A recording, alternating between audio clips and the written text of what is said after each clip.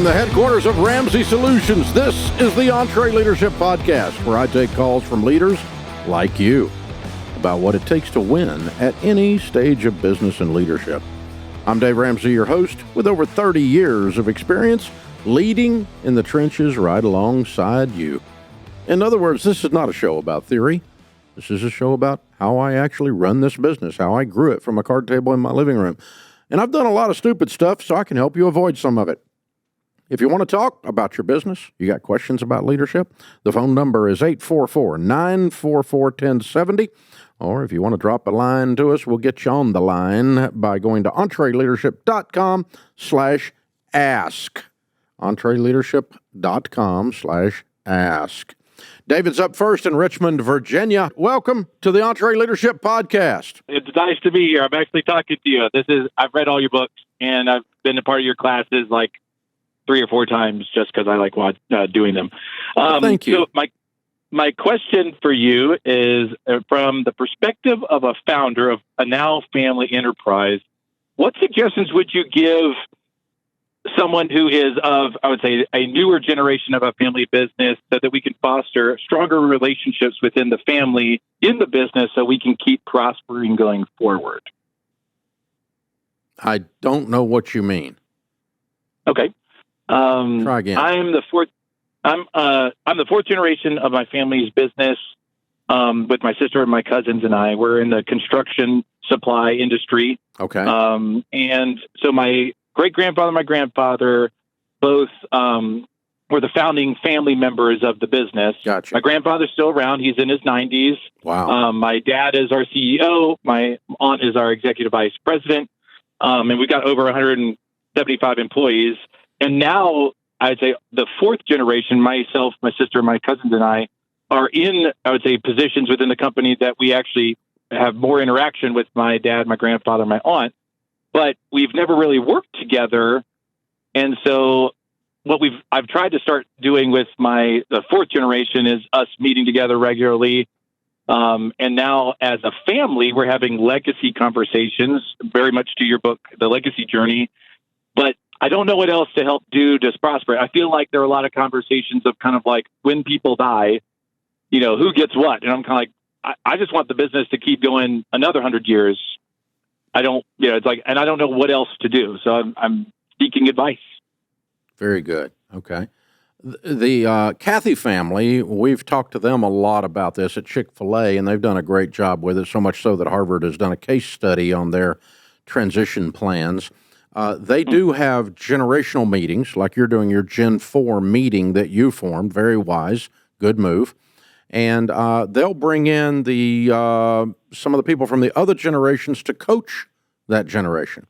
So your grandpa, He's 90. Is he still sharp? I would say he's very sharp. But he's not getting any younger. And, yeah. Why don't you have him attend some of your Gen 4 meetings and coach you guys? Okay. I'm writing this down right now. I can't think of anything more rich than to say, my grandfather, you said your great-grandfather and your grandfather started it, right? Yes. And your grandfather is 90. Yeah. Yeah. And so he's this Gen 2, but he was a founder, and he can come in and share and go, hey, guys, we didn't form this for you all to squabble over who gets what when we die. We formed this to serve the customers and for the family to enjoy the profits. But it wasn't to squabble over. And he can set tones on stuff like that and say things you won't say or can't say. I like that. Okay.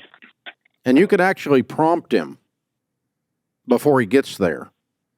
Like one thing, Grandpa, one thing that's happening with this generation that I'm worried about is they're more worried about what they get when people die rather than worried about how we can make the business prosper. Can you speak to that when you come?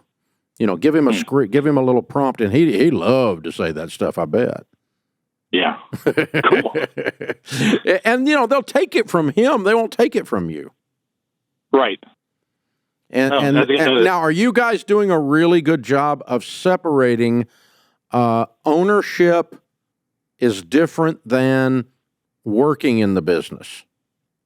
Yes, that's one thing my dad, my grandfather, and my aunt have done very well. It's kind of like, the ownership is truly separate. I mean, our actual president of the company is not a a family member, which actually I think has helped because it's like, hey, you don't have to be a family member. But like my dad says it this way, you need to be willing and capable. And, it's like otherwise you could work here, but it's like that could apply to any person who works. So it's not a guarantee. Just because you're a family member doesn't mean that you're going to get. The proper model is if a family member works in the business, they get paid for their job that they're doing and nothing else working in the business. If they also are an owner and there's profits distributed to the owners, they also get that. But they would get that if they didn't work there. Right. And my grandfather's been very strict on nobody who doesn't work in the business profits from the business. Okay, so he doesn't want owners in the family that don't work there. Yes. Okay, and that's your family charter in a sense. Okay, then that's your all's decision. So if you want to be an owner, you got to also have a job there. Yes. Okay. All right. I still would separate the pay for the job from the ownership calculation. Yeah, the ownership is totally separate from, like I said, everyone has an actual job that they perform and get compensated for. And so here's the thing: in your case, though, what's going to happen is they're worried about what they get, what everybody gets when somebody dies. Let me tell you what else happens. What about when somebody quits? Right. That's going to change the divvy. That's going to change the percentage of ownership, right? Right. And what happens to that person's portion? Do you all know? Is it written out? I believe my grandfather knows, but that's something I don't know, so it's something to ask. Okay. Yeah, let's understand that. And then everybody kind of goes, okay, if I leave, I'm not only leaving my salary, I'm leaving this portion of ownership behind. Yeah. And that's going to be redistributed among my brothers and sisters or all the cousins or whatever, however the formula is working. But if everybody knows that, then it's real clear. And then you can keep a good, healthy conversation going about just being excellent at your job, which sounds like your dad has been doing a good job of that.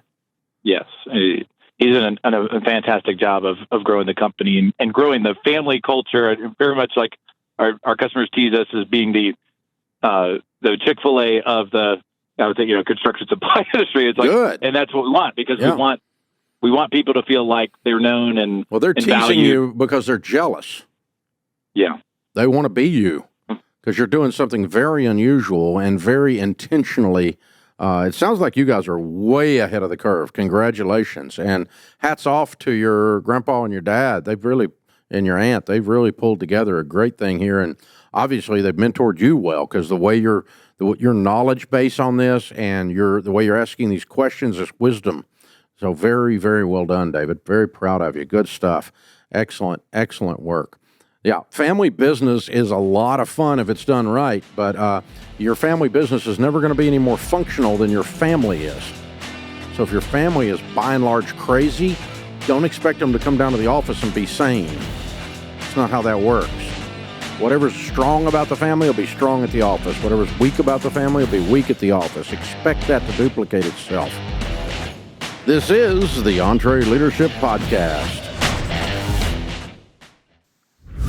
Welcome back to the EntreLeadership Podcast. If you want to jump in with your phone calls, we'd love to hear from you. It's not theory around here, baby. This is practical stuff. 844-944-1070. I'm Dave Ramsey, your host. One of my favorite people on the planet, a good friend, Pastor Craig Groeschel, joins us for a segment here with a brand new book, The Power to Change. This guy, man, one of the best leaders in America today. He leads one of the largest, if not the largest, church in America today and teaches leadership all over the world. And the power to change. People need the power to change. Welcome, Pastor. Hey, Dave, it's great to be with you again. And it's a kind introduction, but I cannot barefoot water ski like you. So not sure what that has to do with anything, but I don't know, but I don't care what it has to do. I just need to say that if people don't know that, Dave Ramsey can barefoot water ski. I can't practice jujitsu like you do. So there we go. So we're even. We're straight up even. I love it. Hey, man, you and I have been friends a long time, and I've observed and watched your leadership path and watched your growth. It's been incredible over the years. Thank you. The inside jacket of this new book, we've talked about all the pieces in the interior, what the book's about, the thesis of the book, over, coffee and hanging out with our wives. And, this subject is just something that's near and dear to both of our hearts. Few things in life are more frustrating than knowing you need to change, wanting to change, and trying to change, but not changing.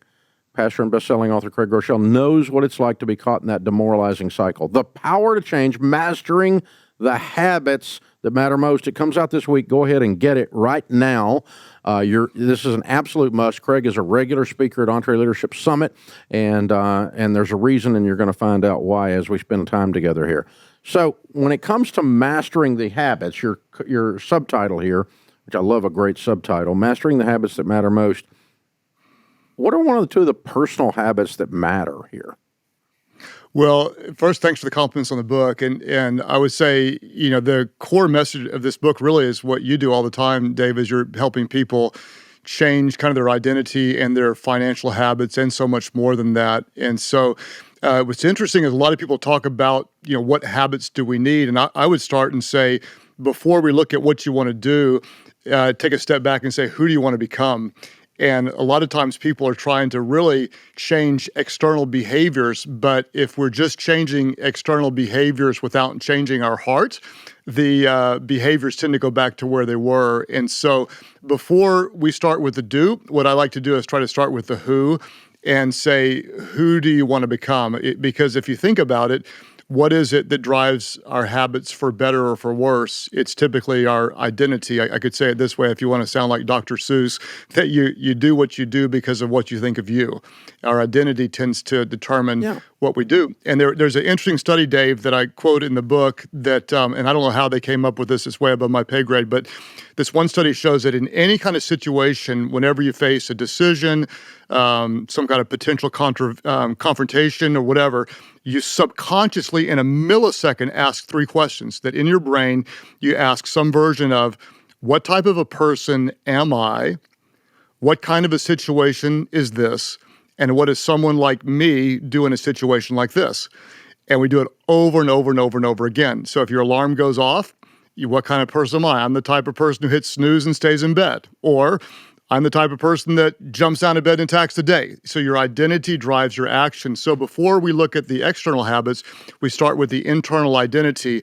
And I would ask the reader, who do you want to become? Who do you want to become? And then to answer your question, based on who you want to become, I would say, what habit do you need to create? Or what habit do you need to break? We'll start with identity, and then that will drive our habits. I am a night person. Yep. By biorhythm or whatever you want to call it, right? Yes. And yet, for the last 20-odd years, I've gone to bed at 9 o'clock and gotten up at 5. Interesting. Because I discovered that fresh in the morning, I can get an exercise regime in, prayer time in, time with my wife, set the foundation of my day, and I just figured out, I'm watching successful people do that. And so I am a successful person. I'm going to be a successful person. And so I'm going to do that. And I reset that. Now, I still have energy at night. I mean, that didn't stop happening. But I didn't try to go, okay, I'm going to do my workouts at night, because there's no chance I'm going to do that from a schedule standpoint. Right. There's always something else going on. Sharon and I are going out to dinner with you guys or something, or we're traveling to go speak somewhere. There's always something going on at night. And so I am not going to sit and read unless I'm on an airplane at night. I just don't. I'm generally on the go. So anyway, I just had to figure that out. I had to reset that. And that's kind of what you're talking about. You just identify who you are and where you go from there. And it's a little bit like those 3 questions. That's interesting research, because it's a little bit like you and I have taught in leadership to make sure that the leadership team knows what our principles and our values are. Right, correct. And then when something comes at us, we already know what we're going to do. That's because exactly right. We set it ahead of time with that value. We value this, and so when this situation comes, the decision is already made. Correct. Right. The only pain that's left is actually executing the decision. This person, we don't tolerate that kind of behavior. This person is fired. Now, we got to go fire them. Right. But they violated a value so extremely that ladies in the building don't feel safe because of the way this guy's behaving, he's gone. Right. And we're not mad at him or something like that, but that decision's already made. We don't have to fret over the decision.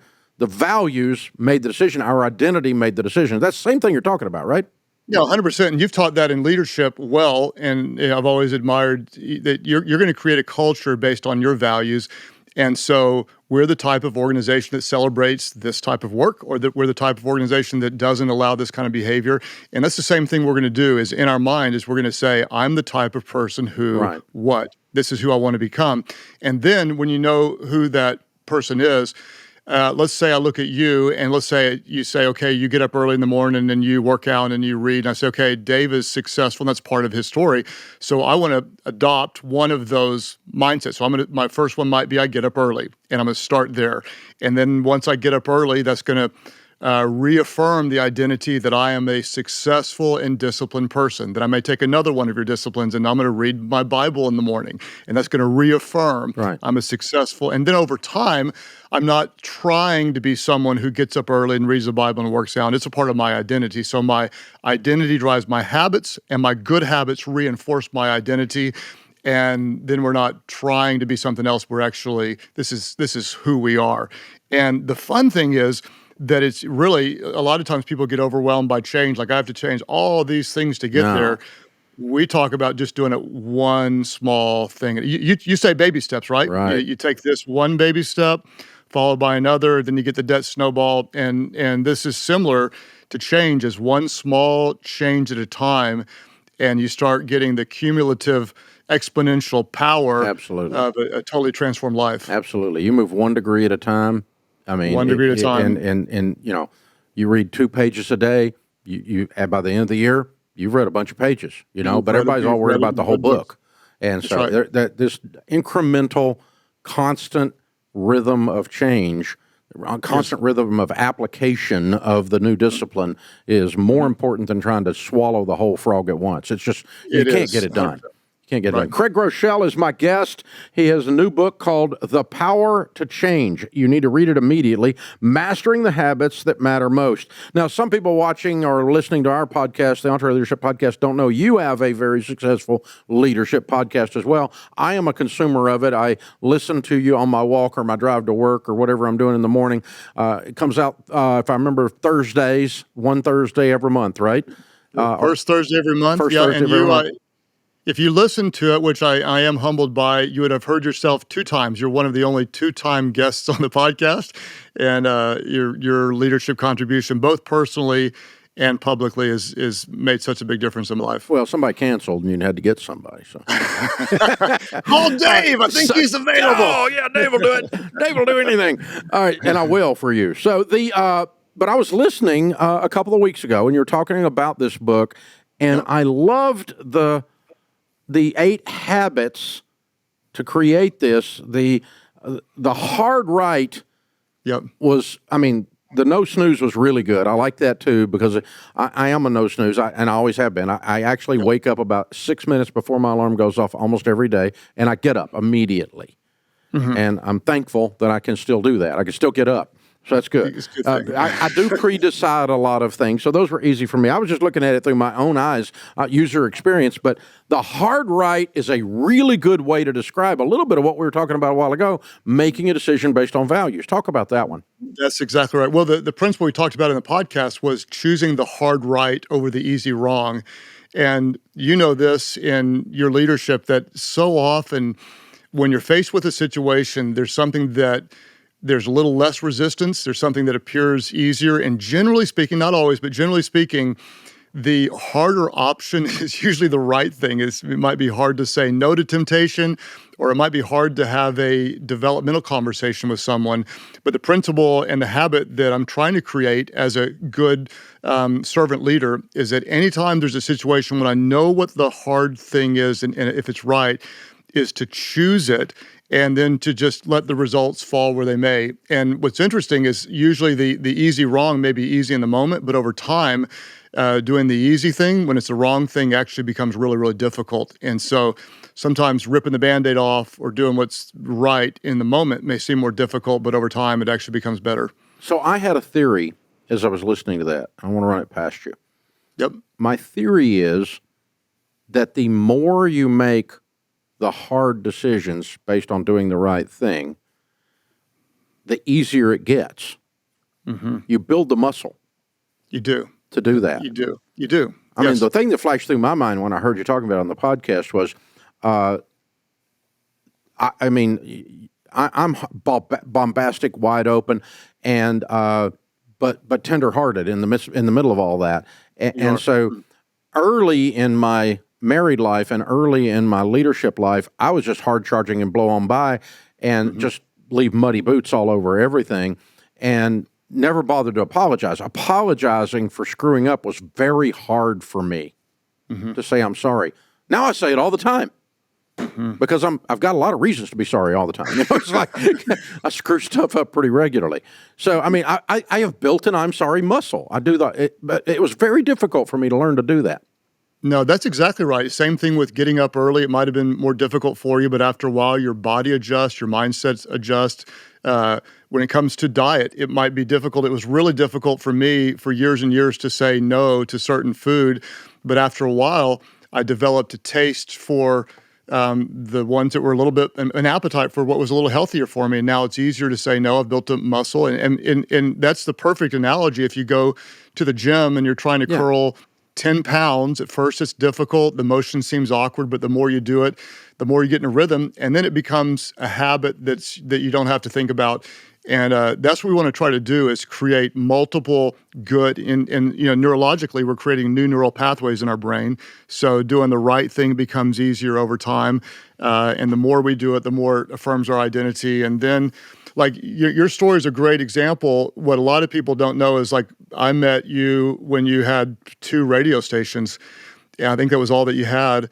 And people don't know the consistent behind the scenes, faithful, hard work, small right decision, small hard right decision by the next one, and compounding over 20 some odd, almost 30 years later, you've got a international impact. But that was the result of making lots of hard right decisions over the years when the easy wrong might have felt better at the time, but you wouldn't be impacting nearly the people you are otherwise. The book is The Power to Change.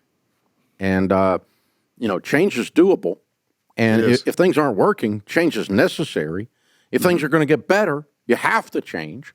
You can't keep doing what you've been doing, expect a different result. That's the definition of insanity. So Craig Groeschel is our guest this segment. Be sure you pick this book up immediately. And if you stay tuned to EntreLeadership Summit and you come to our events, you're always going to see Pastor speaking from time to time. He's a regular with us. He and I have been friends for a long time for a lot of good reasons. He's one of the top speakers and teachers on leadership in America today, as well as one of the top pastors in America today. Love you, my brother. Thanks for hanging out with me. Hey, thank you, and I look forward to hanging out with you in the evening again, although you always have more energy than I do in the evening. So thanks. Appreciate your friendship. Take care, Dave. Be good, brother. The Power to Change is the book from Craig Groeschel. Hey, guys, you guys be sure you pick this book up immediately and anything else he writes. And hey, join him on his podcast, too. Again, I'm a consumer of it. You guys are here for a leadership podcast. You're here for learning. There's several of people that are friends of Craig's and mine that have podcasts. I listen to all of them, and I learn something from them all the time. So jump in there and pick all this up. This is the EntreLeadership Podcast. I'm Dave Ramsey, your host. This is the EntreLeadership Podcast. Thank you for joining us. If you want to participate, you got a business question about your life and your business, because this is what it is when we're small business people, right? Just dial us up, 844-944-1070. If you haven't registered for EntreLeadership Summit yet, why not? It's past time. Summit is hands down the best leadership conference out there. I'm bragging. Yes, I am. But I tell you, I go to all of them. This is amazing stuff. We're going to be in Nashville, our hometown this year in 2023, May the 30th through June the 2nd. It is almost sold out. There's a handful of tickets left. Dr. Jordan Peterson will be with us. Malcolm Gladwell will be with us. Dr. John Deloney. I'll be speaking. Ken Coleman will be speaking. We've brought the speakers together. Willie Robinson from Duck Dynasty is going to be coming. This is not a conference you can afford to miss. This is not a sales tactic. It's just the truth. This is going to feed you and fill your tank up. EntreLeadership.com/summit.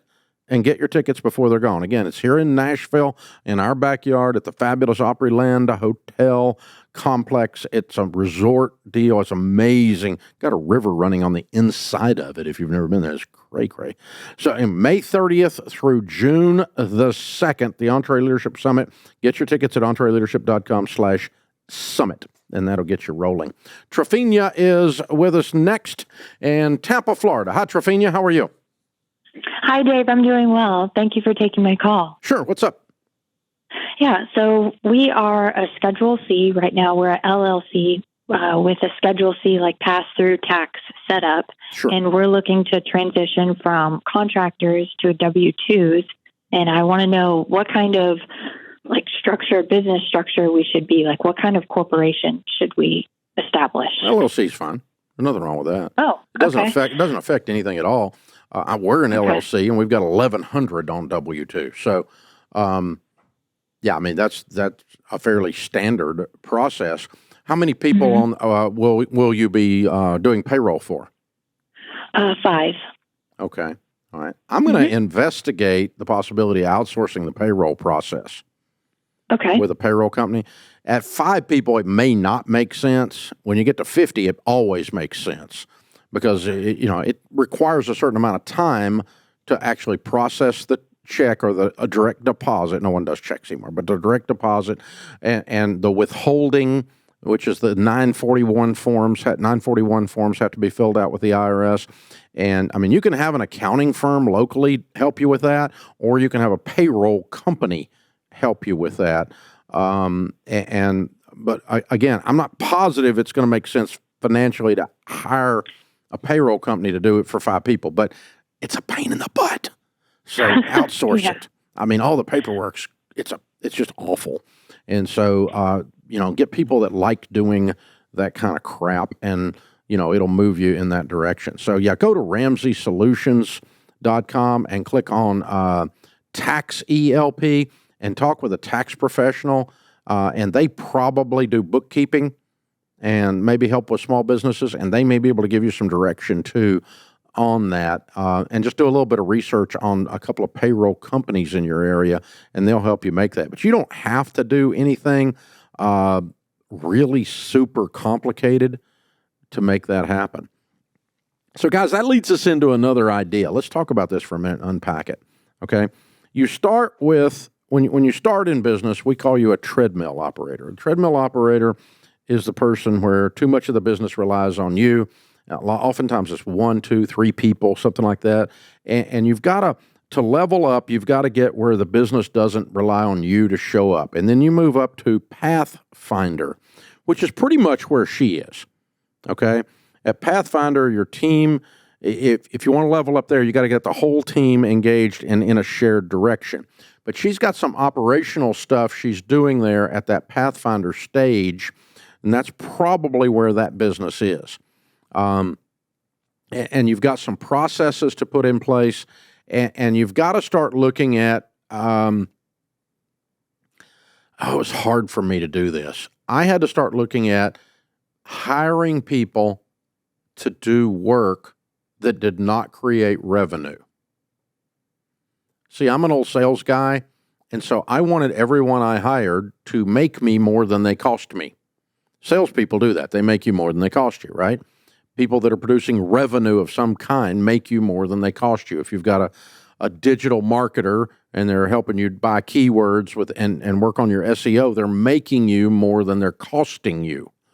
And those positions are emotionally easy to fill. It's harder to fill a position of a bookkeeper who does your payroll for you, because that doesn't create any revenue. It just manages the processes in the business. Now, I say harder. By harder, I mean it's emotionally harder for a revenue-driven mindset entrepreneur. And so Trevina's not at the level with 5 team members to hire someone full-time inside that business to do payroll. But they may have some bookkeeping, plus payroll, plus some purchasing, rolling up a whole bunch of finance and accounting functions into one job description. And I did do that fairly early, because I didn't want to fool with those 941s and all the forms and stuff. They suck. I told you that a minute ago. It's hard. I didn't want to mess with it. It drove me nuts, that kind of stuff does. And because I felt like when I'm working on that, I wasn't working on something that made money. And so I quickly found a way to delegate that, and then I quickly found a way to bring it in-house. Now, some people are very comfortable outsourcing that kind of thing extensively. I'm going to bring it in-house. And again, what you're doing in the people driver, the 6 drivers of business in the people driver, what you'll do oftentimes, say at that peak performer level, it's not unusual for, if you've got 10 or 15 people working for you, for each person to have like 4 jobs.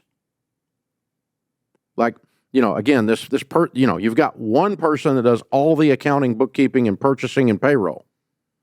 And so they got several different jobs under the heading of our bookkeeper or our controller or whatever it is, your first accounting person, finance person you hire in. It's not unusual at all. Your first HR person is going to be a recruiter. They're going to be an HR person. They're going to be benefits manager. They're going to do a whole bunch of different things. And then what happens is, as you grow, you hire someone to take 2 of the 4 jobs that's on that other person. And then you hire it's like a cell splitting, okay? They start with 4 jobs on one person, and then you got 2 jobs on each person, and then we've got 4 people for 4 jobs. Once we get enough size and there's enough work to justify that, and it moves you up to that level at that point. And so, yeah, that's where we'll go. And so that's what you're looking for. You've got to build processes where the business doesn't count on you, and then you're moving from treadmill to peak performer. You're moving up through the processes here. And it's going to feel like that cell division thing, and it's okay for somebody to have a whole bunch of jobs. Because when you started, you were the CEO by yourself, the chief everything officer. This is the EntreLeadership Podcast. I'm Dave Ramsey, your host. This is the EntreLeadership Podcast. If you're struggling in business, we're here to help. If you've got nightmares about your leadership situation, we're here to help. If you're winning, we're here to cheer you on. And we'll hear just your brag story. You can just call up and do that if you want. The number's 844-944-1070. Yehuda is next in Baltimore. Hey, Yehuda, what's up? Hi, Dave. I'm better than I deserve. How are you? Just the same, sir. How can we help? I've been wanting to say that since I started listening to you. Thank you. I just, before I get into my question, I just want to express my immense gratitude to you. You've definitely changed my life, both you directly and the Ramsey personalities. I'm so grateful. Well, thank you, sir. How can we help today? So I started my first leadership role at the end of November. I have 2 employees, and one of them has been behind since I started. How do I know if she's underperforming or if it's just the role and the responsibilities are too much? Well, I've gotten this wrong a bunch of times, and I'll probably get it wrong again, because my first tendency is always to think I've given them too much. And then after they're gone and I've replaced them with a high capacity person, I'm going, oh, well, they really should have been able to do it. They just didn't have the stuff.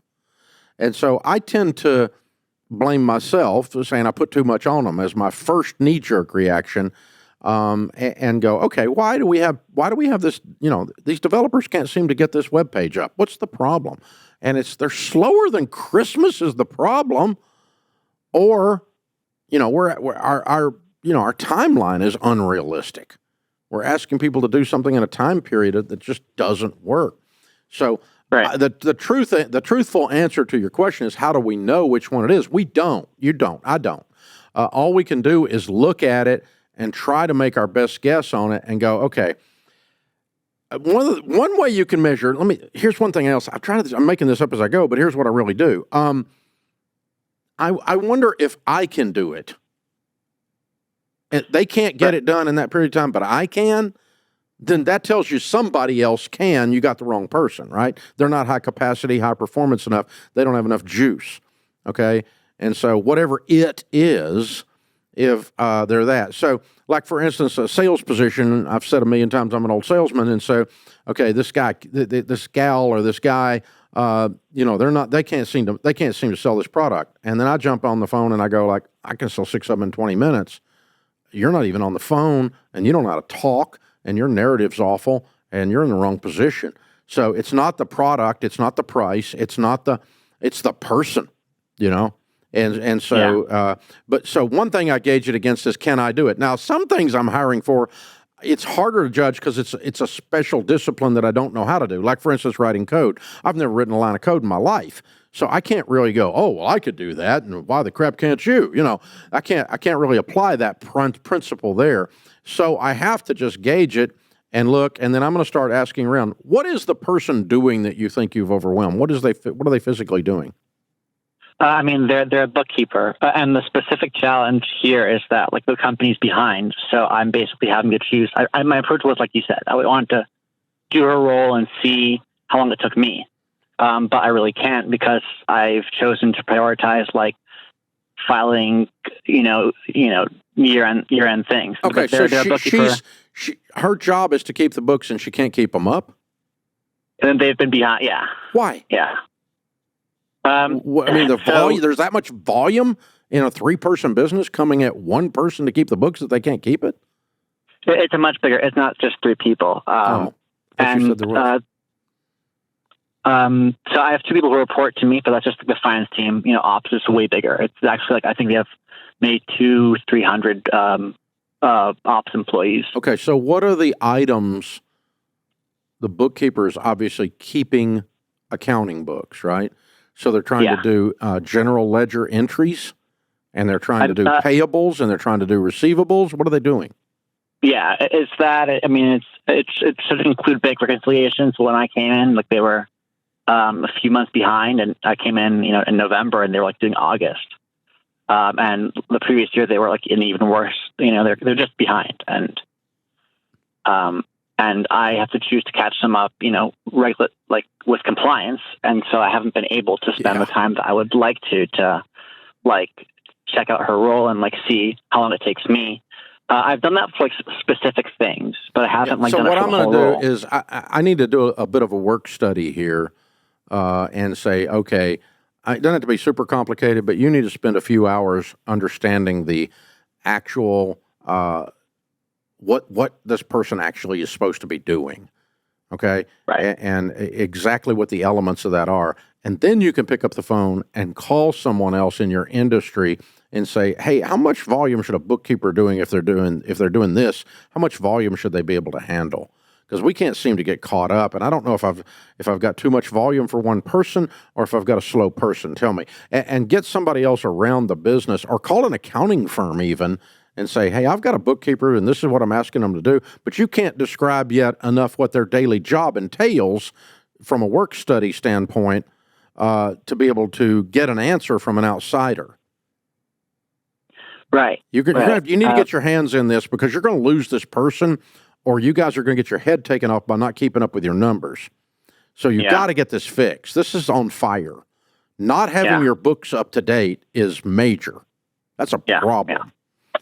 And it's been that way a long time, which means there's a lot of chaos around this business. And when you smell chaos like that, that tells you that's one of the things that's holding you guys back from leveling up to your next stage of business. And so you've got to get processes in place. And that's either going to involve doubling up and on hire here. You're going to have to go to leadership and say, look, we're not going to get caught up, and we're going to continue to limp in this place if we don't get this caught up, because we just simply have more volume than one person can do. Or we got the wrong person, and we got to get a person in here that can actually do twice as much. Because I'm amazed that some people can type faster than others. I'm amazed that some people can enter, their brains work faster than others on this kind of thing. And I'm amazed, different people have different capacities. And it could be that if you just kind of help them prioritize, it might streamline it and might speed it up. But because being overwhelmed also causes paralysis and slows things down, sludge in the machine, right? And so, there's a couple things you need to do as a leader here. You're going to have to step in, and your job is to serve your company and this person by getting this mess cleaned up. So I appreciate you asking the question, but you don't have the information yet to answer the question. Is it the person or is it the workload? Because you can't even describe the workload yet. So you're going to have to get in there and really understand that workload, take about 2 minutes, and then either streamline this and get the sludge out of the machine by creating a streamlined process, and then tell them that this is what we're going to do, and you're going to look over their shoulder until they get it done, even if you don't physically go in there and keep the books. Or you're going to leadership and saying, we got to add another one, or you're going to leadership and saying, we got to change this one out. It's a bum one. This person can't seem to do it at a reasonable speed, and so we're constantly behind, and it's not okay that we're constantly behind, because it's not okay, dude. That's a problem. So, yeah, the house is on fire here, and waiting a year and saying, oh, we've struggled for the last 3 years. Oh, bull, you need to fix this now. Like if you're on my team and you come to me with this, I'm going to give you like 30 days to have it completely solved, and I'll help you run some of the blockers if I'm your leader, but I'm going to put a deadline on you as the head of this area to get this crap fixed and light a fire under everybody here, because not keeping the books is just scary. Really, really, really scary. Hey guys, that's what this is all about. It's the nuts and bolts of running a business. It's the leadership aspects of running a business. It's the fears and the victories of running a business. It's called EntreLeadership, this wonderful, magical combination of entrepreneurship and leadership. When you put them together, man, you get small business. You get the free enterprise system. And we get people like you that are listening. Thank you for joining us, America. This is the EntreLeadership Podcast.